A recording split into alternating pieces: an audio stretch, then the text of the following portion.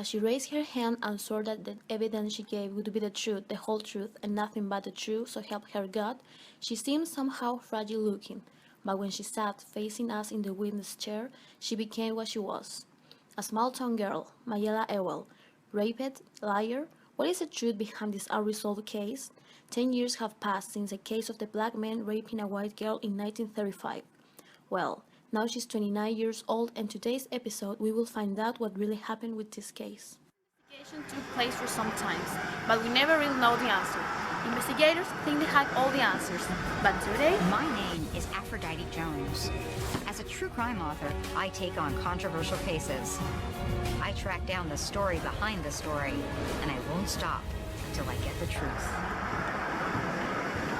Macon, 1945. A sleepy village where nothing happens. Here we find different characters that are very important in the case we are investigating today. Characters as Atticus Finch, the great lawyer we will know, Maya Ewell, the protagonist of this case, the two kids of Atticus, and also Tom Robinson, the black man who raped As you saw in today's true crime episode, we will have the truth behind this controversial story happened in Macon. Our first guest will be Atticus Finch, the great lawyer who defended the black man in the case we all know. He will relay his story from his house. As you may suppose, he is very old now. Well, after all these years, I wanted to talk. As you see, I'm very old now, and I still don't feel prepared to talk about it. That's why I want to read something for you. I was one of the few residents of Macon committed to racial equality. When I agreed to defend Tom Robinson, a black man charged with raping a white woman, I exposed myself and my family to the anger of the white community of Macon. With my strong convictions, wisdom, and empathy, I try to encourage people to understand that every person in the world has the right to be defended, no matter his skin color. I think that people in Macon needed to evolve. It is hard for me to understand how people don't respect Tom just because he's a black man. I mean, he was accused of raping a white woman, but we all know that that is not true. I have had to overcome many difficulties because of this matter. And also they bother my kids, and that is something I will never allow, and I will never forget. As you all know, I'm a scout and James' father, and I came from an old local family of the town. I always try to do my best when I was taking care of my kids. I did a big effort to instill in them a strong sense of morality and justice.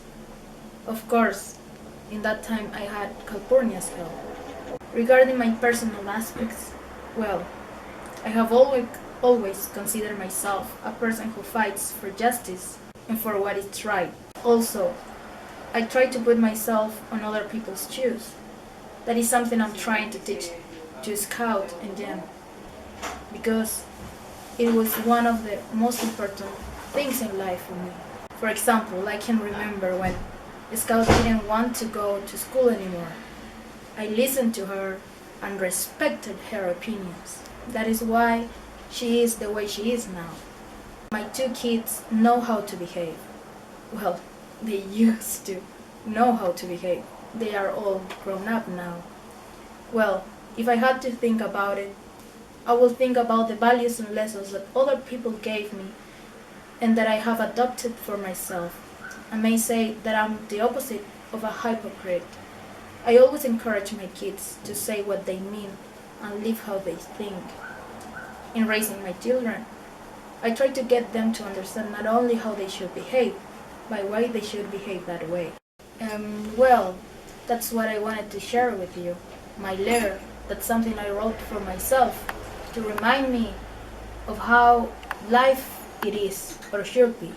I hope that it would be helpful for you. Now we'll continue with two other guests that are also very important, Jem and Scout Finch, the two children of Atticus, who will also give us their testimony of what was to be experienced in this case.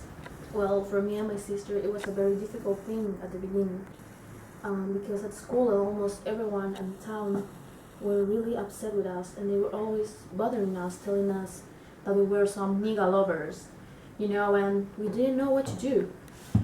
Well, my sister was very violent about this, and she was always fighting with people, and our father really solved this problem in a very good manner.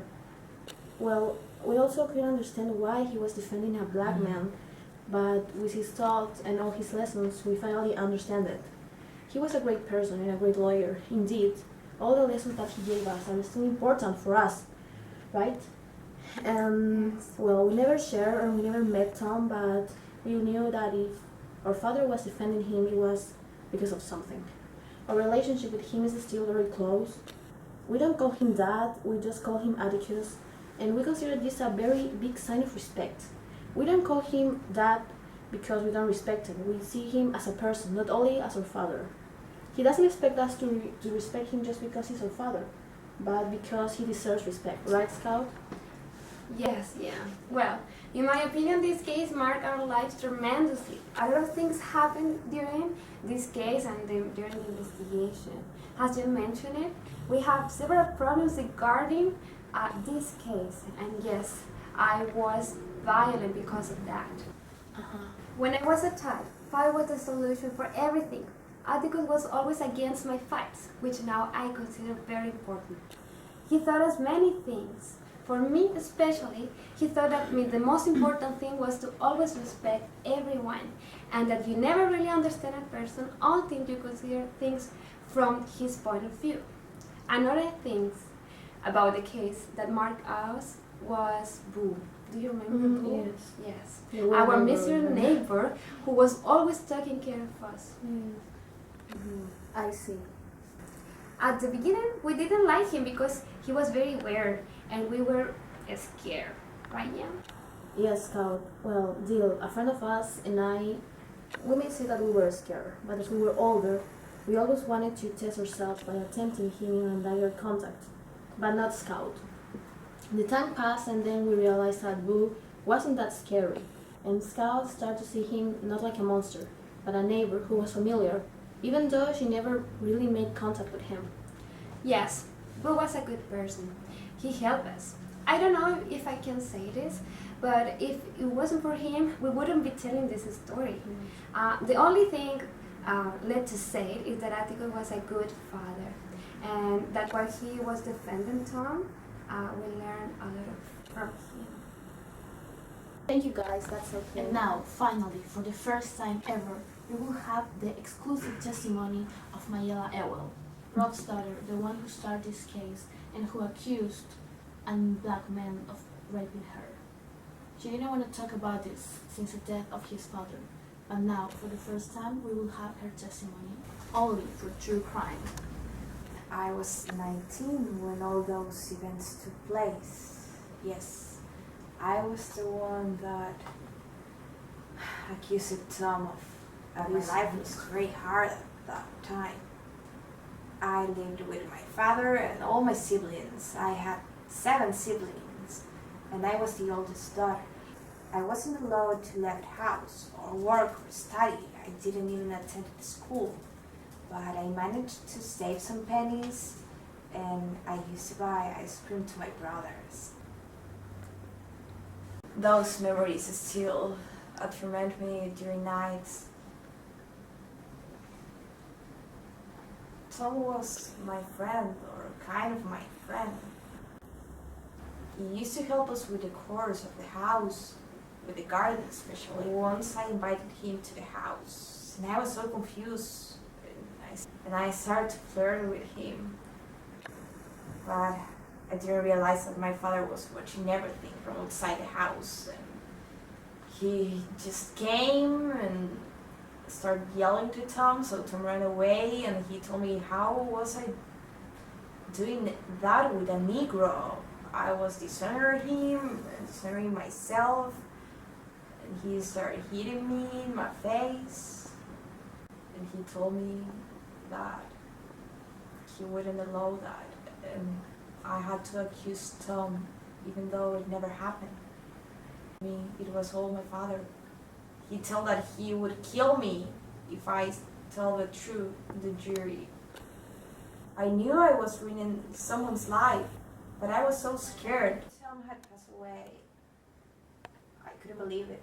I felt so guilty. I talked to my brother and he told me I shouldn't feel guilty because he was just a Negro and no one cared about Negro's life. But for me, he was important. I knew it was all my fault. If only I had told the truth.